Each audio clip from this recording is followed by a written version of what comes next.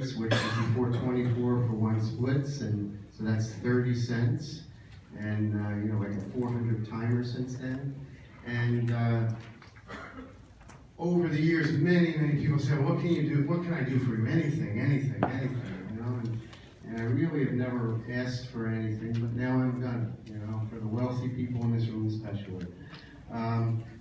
One of the things I did when I moved from New Jersey to California, I love the weather, but I was worried about the people, you know. So I heard people were materialistic in California and salt of the earth in New Jersey and New York. And I moved to a pretty wealthy community, Coto de Casa, which unfortunately is where the Real Housewives of Orange County was originally filmed. Don't hold that against me. Luckily, we got the last Real Housewife of Orange County out of Coto de Casa, so now none of them are there.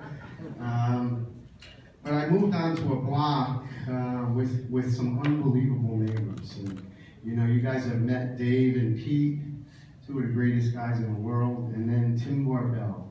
Unfortunately, Tim's sick, and I think a little too emotional to be here. So, but Tim's a great guy. I'll tell you a story. I moved out in 2001, right after September 11th. I knew people that died in the September 11th attacks, and it was kind of crazy. I moved with Volvo. I worked for Volvo for 17 years. I thought I was going to retire there. I was CFO. Moved across the country with Jaguar, Land Rover, Aston Martin, and Lincoln. And Ford tried to make a premier auto group. Luxury brand, hired guys from BMW worldwide, the number 2 guy BMW worldwide, and the number 1 guy BMW North America, and tried to make a premier auto group. And then they systematically destroyed each company and eventually sold Volvo to the Chinese and Land Rover and Jaguar to Tata Motors, an Indian company. And I moved on to Mitsubishi and a couple other companies before I started doing this in 2006. But the first few months I was there, it was crazy. We moved Volvo. I offered 42 people in my finance department jobs in California. Only me and my secretary came, so I'm hiring people. We're moving across the country.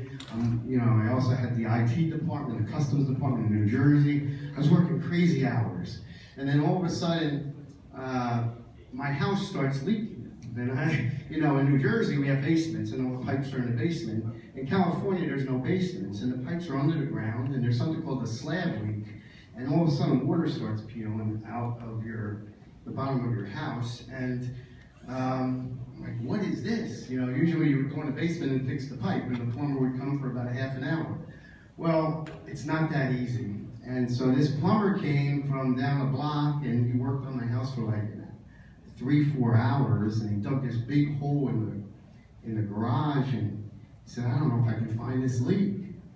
And I came home one night late from work, from Volvo, tired, about 7:30 at night, and my neighbor, Tim Barbell, is laying on my garage floor.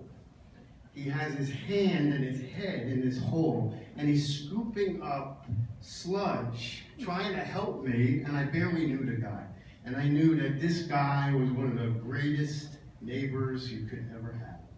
And Tim's a great guy, I'm emotional talking to him. He helps everybody on the block. He's mechanically inclined. Anybody in the world that needs help, he helps. Now, Tim and Sarah, they have a daughter with Rett Syndrome. And I'm going to cry, I'll tell you right now. Because Hannah is a beautiful girl, but she has this horrible disease.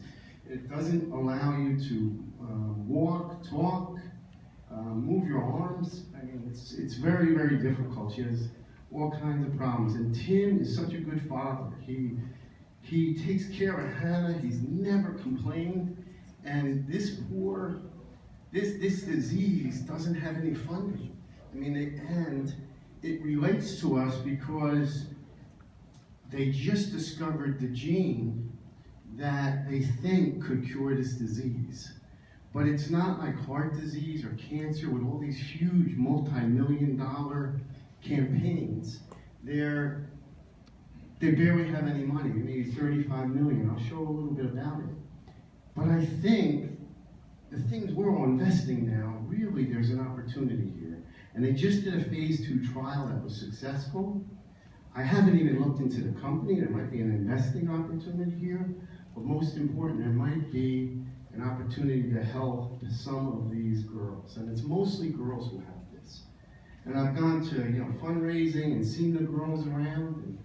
And, so I'm asking you I asked everybody to bring a check to give something. Steve Resnick and I are both giving $1,000. I would ask if anybody's really wealthy, if you've made millions on Celgene, consider matching mine and Steve's. If you're a very small guy and you're just here, I'm not asking for that. Just give me $5, give me something. I'd like to give them a stack of checks. So you can do it online. But I'd rather do it with a stack of checks in Hannah's name. And if you don't have a check now, that post office box that you sent the previous check to,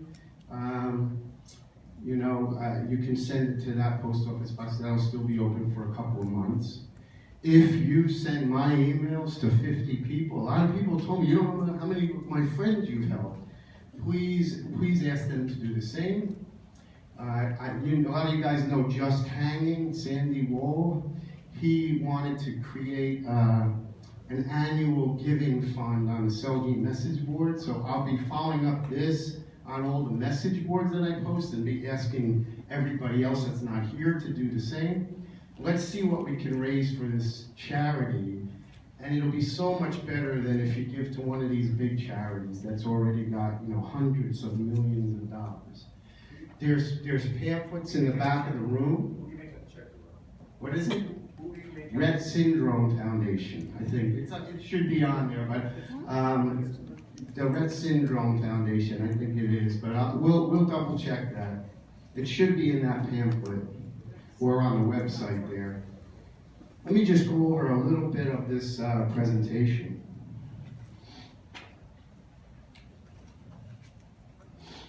Sorry for getting emotional. It's tough because I see her every day.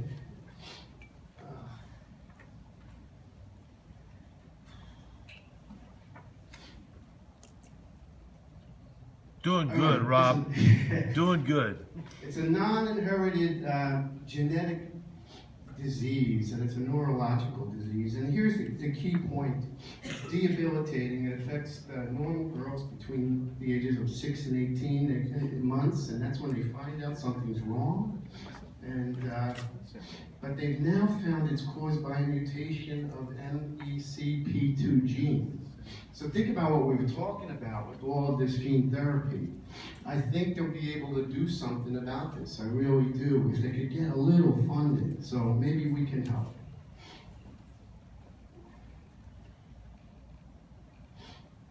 A new girl with Rett syndrome is born approximately every 2 hours. It affects about 1 in every 10,000 girls. It's almost as common as muscular dystrophy, but more common in ALS and Huntington's disease. But think about Huntington's disease. Excuse me, I gotta blow my nose.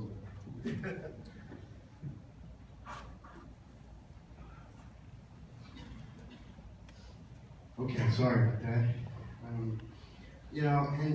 Even those two diseases have better organizations to raise money than Rett syndrome. So I really appreciate it. If you've seen, they act like it's big. We've raised $35 million to date. It's nothing for something like this. So here, a contribution, or if you can't do it now, at the end of the year when you make your charitable donations, try to do this for Rett syndrome. Instead of the American Cancer Society or something, it's hundreds of millions of dollars. We need basic research to generate needs. And what's really exciting about it for the people in the room is this trial. It was a trial, a phase 2 trial in September 2014. It closed in September of 2014, I believe I should say. Data analysis showed that it's safe and well tolerated. It was granted orphan drug status. So clearly the FDA knows it's an unmet medical need. They just had a second meeting with the FDA. RettSyndrome.org has spoken with Noreen and believes that the next step is Noreen to propose another phase 2 that can be carried out in children. If the trial is found efficacious, can't even talk, then this will lead to a phase 3. So we're right at that point where they think they've identified the gene and they think they can do something about it. So I'm going to put a box in the back. If before you leave, if anybody can contribute, it would mean a lot to me.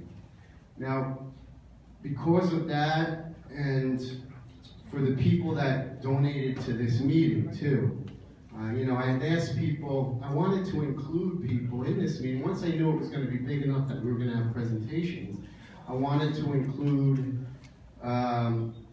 people that might not have made as much wealth with Celgene, but let's help them get to the next level. So in the emails we sent out, we asked for contributions for this meeting also. And we also told people, if you can't afford, these crazy, inexpensive dinners, we will cover it for you. So there was a lot of people that gave donations, and quite a handful gave $1,000, believe it or not. And other people, gave what they could. Some people $30, some people $50. But quite a few long-term Celgene owners gave me $1,000.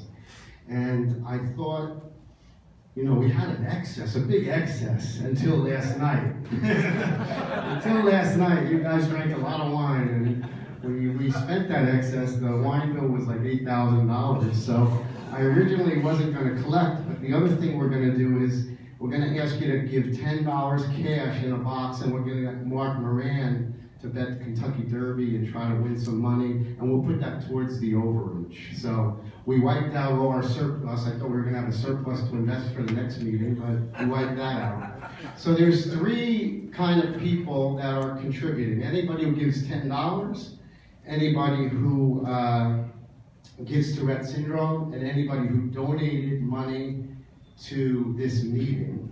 And then I'm going to have a 4th category, anybody who had the guts to come and take those donations, because that's not easy to admit, I can't afford it.